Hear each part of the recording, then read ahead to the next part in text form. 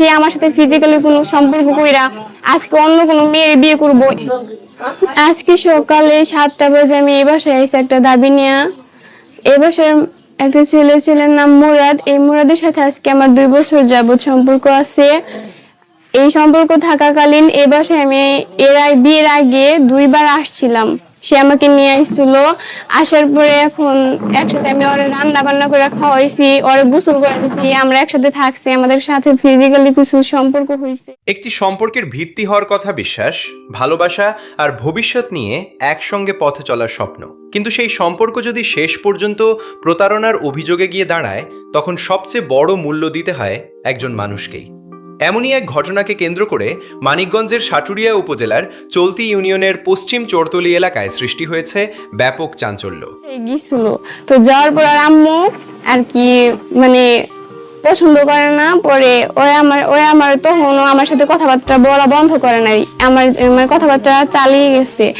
এখন বলছে যে আমার আম্মুর আমি আস্তে আস্তে ঠিক করে নিবো, বুঝাই নিবো।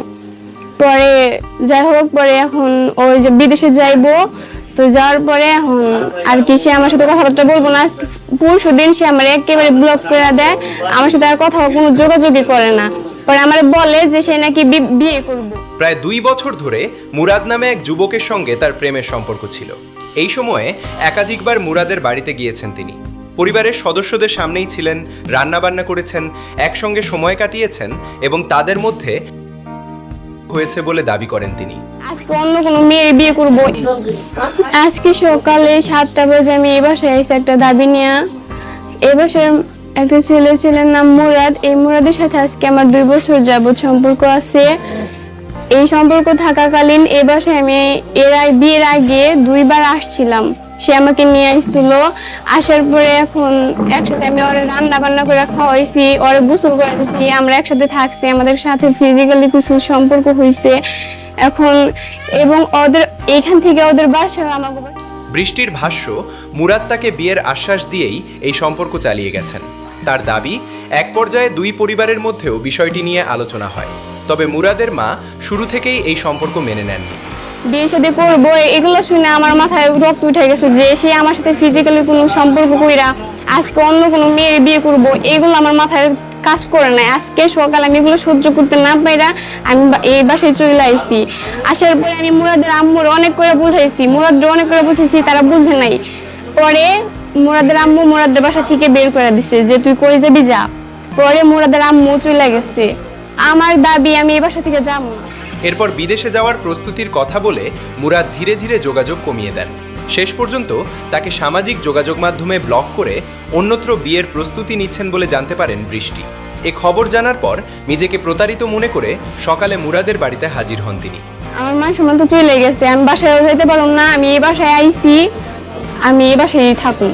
এখন আমার শেষ দাবি, আমি এই বাসা থেকে কোথাও যাবো না। তোর মুরাদের বাবার নাম কি? ইকবাল হোসেন। তার গ্রাম কোথায়? যেখানে আসতো এটা কোন গ্রাম, কোন জায়গা? পশ্চিম চরতলি। আর তোমার গ্রাম? আমার গ্রামের নাম খাগড়াট আর ঠিকানা বৈকুণ্ঠপুর। আমার নাম বৃষ্টি আক্তার। বাবার নাম বাবুল মিয়া। তোমাদের সম্পর্কটা শুরু হয়েছিল কিভাবে? শুরু হয়েছিল ফোন থেকে, মানে কি ফোন থেকে? মানে ফেসবুক থেকে, ফেসবুক মেসেঞ্জার থেকে আর কি।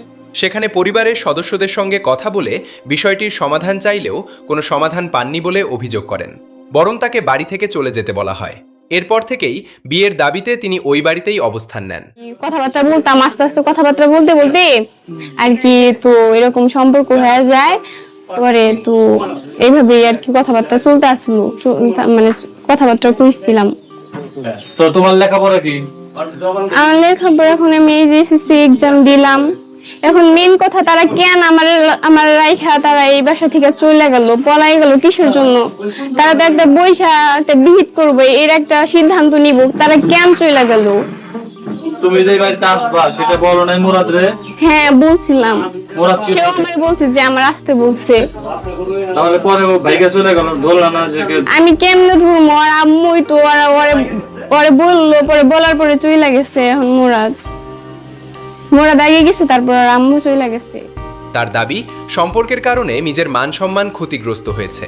তাই বিয়ে অথবা সুষ্ঠু বিচার ছাড়া তিনি সেখান থেকে ফিরে যাবেন না।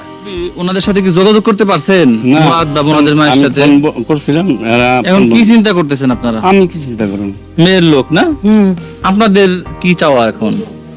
ছেলের পরিবার তো কেউ নাই। আমি আইসা হেনে উঠছে আর এই মেয়েকে আর তার বাপ মাই ঘুরিয়ে নিব। বৃষ্টি জানান তাদের পরিচয় হয়েছিল ফেসবুক মেসেঞ্জারের মাধ্যমে। নিয়মিত কথাবার্তা বলতে বলতেই দুজনের মধ্যে প্রেমের সম্পর্ক গড়ে ওঠে। এদিকে ঘটনাস্থলে উপস্থিত মুরাদের এক স্বজন বলেন, ছেলে ও তার মা বাড়িতে না থাকায় তাৎক্ষণিকভাবে তাদের বক্তব্য পাওয়া যায়নি। তবে বিষয়টি দুই পরিবারের আলোচনার মাধ্যমে সমাধানের চেষ্টা করা উচিত বলে তিনি মত দেন। মেয়ে ঘুরিয়ে নিয়ে কি এখন হানি বিক্রি করা হারবো?